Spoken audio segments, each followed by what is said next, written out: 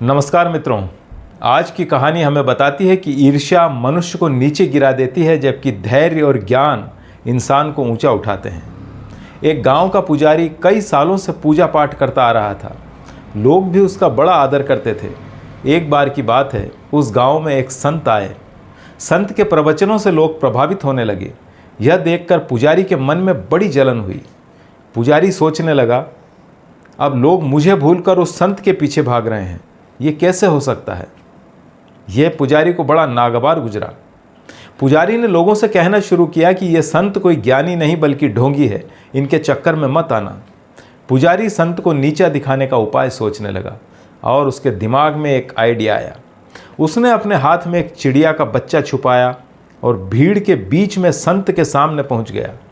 संत से चुनौती भरे अंदाज में कहने लगा कि महाराज, अगर आप सचमुच ज्ञानी हैं तो बताइए मेरे हाथ में क्या है।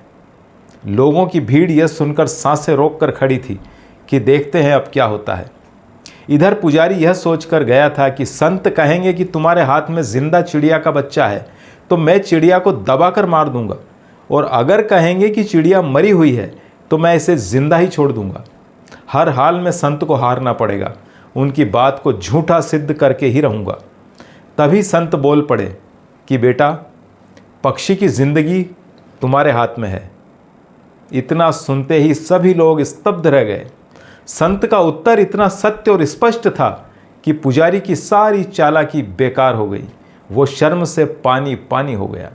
इस कथा का संदेश बड़ा ही स्पष्ट है कि ईर्ष्या और जलन इंसान को अंधा बना देती है, लेकिन ज्ञान और सभी से प्रेम भाव हमेशा प्रकाश फैलाते हैं।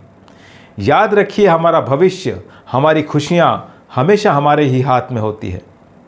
अगर जीवन को महान बनाना है तो ईर्ष्या और द्वेष को छोड़कर प्रेम और धीरज को जीवन में उतारिए, और फिर देखिए कैसे कैसे जीवन में खुशियाँ और नई ऊंचाइयाँ मिलती है।